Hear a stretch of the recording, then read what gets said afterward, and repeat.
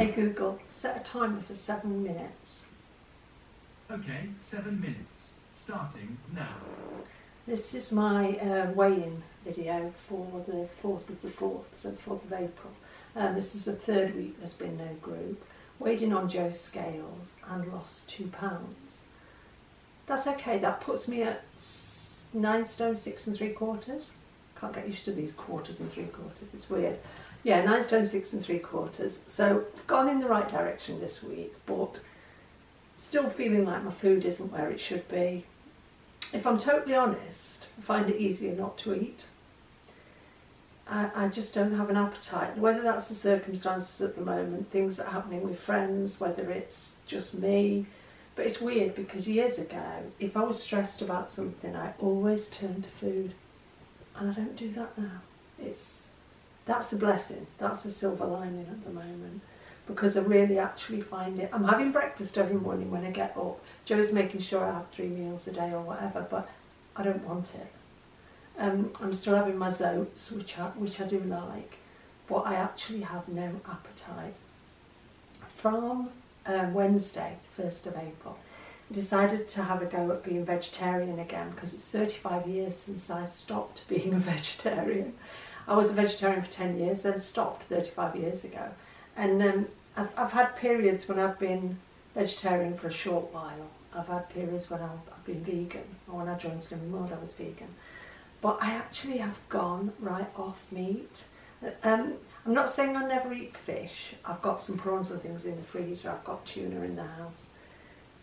We bought a load of haddock, fresh haddock and cod, and then Joe had an allergic reaction to it, so that had to go. But even that, I had fresh cod and I didn't enjoy it. Some weeks ago, probably about 8 weeks ago, 10 weeks ago, I watched a video from a family I follow. It's called Stivers Homestead, and they're homesteaders in Kentucky, I think. Mum and dad and 2 kids. And they have chickens and geese and guinea fowl and turkeys and all sorts of things. Well, this week they were culling, I'm going to use that word, no, I should just say slaughtering.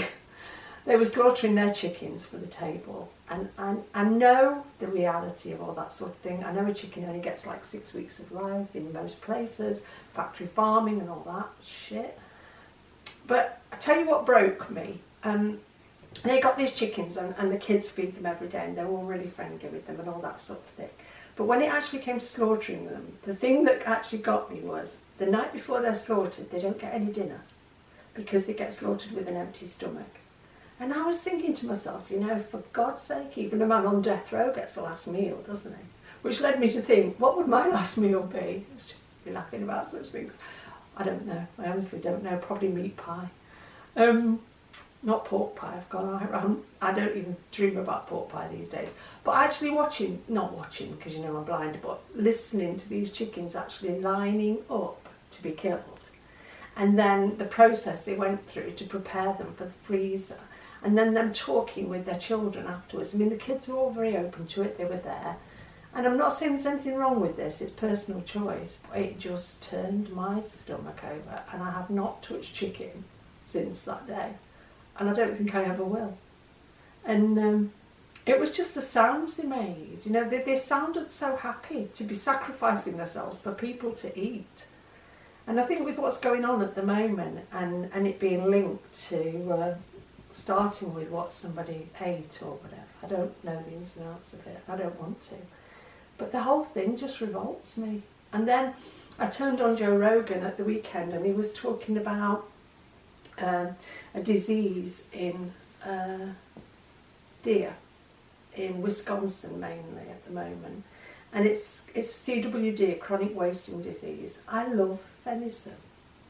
I would eat venison quite happily. We have a venison butcher at Thoresby, and now I'm thinking, oh my God, another link where something. I mean, my best friend, who I've talked about on the video before, his next door neighbour's daughter died of mad cow disease. I thought, you know, at the time, that was just one of these scare tactics. I realised this world is not such a nice place because we abuse everything. The biggest virus on this planet is us, I think. And it's just led me to so much thinking over the last week, having one of my best friends in hospital with the virus and stuff like that. And the reality of it all, actually, because I don't see it on the news and things like that, the actual accepting the reality of it all, I'm finding quite difficult. We're still walking every day, we're allowed to. We're still doing our hill walks, aren't we, Joe? Yeah. And I feel good for that, so we're probably getting the best part of 5k a day. And by God, does he make me walk up the steepest hills. And that's good for me, because with the amount of like, oh God, I could just go to bed and pretend this is not happening, that's going on in my life this week. If I didn't have Joe to motivate me, I don't know what I'd be doing. I probably would be just going to bed and pretending it wasn't happening and not eating. And that is so far away from the me of 10 years ago who weighed 22 stone and ate for anything. I was always seeking an excuse to eat. Now, I can't believe the difference. I can't believe we're not having any problems getting what we need food-wise. We're very fortunate. We haven't had to go without anything or sacrifice anything. And there's plenty of fresh meat, fresh fruit, fresh vegetables, salad stuffs, everything like that in our shops. The stuff that is in shortage is a lot of it is stuff we don't eat anyway. There's been a shortage of toilet rolls, but that seems to have sorted itself out. And anyway, Richard bought us 8 about 4 weeks ago, and we still got 5. So I want to know, what do people do with all this bloody toilet roll? Anyway, daft subject, isn't it? But yeah, £2 off this week. And feeling okay, apart from, I'm really tired for some reason, but I think that's me just worrying about everything and everybody, because Joe's still working. And if I lived on my own, I'd probably just bring the barricades down and stay and not move for the next 6 months. Is that about to go off, Joe? Have I had my 7 minutes? Yeah, it should be. Yeah. So I'll say bye. Oh, perfect timing. Stop. I'll say bye, and there'll be another weigh-in update in 7 days. Thanks.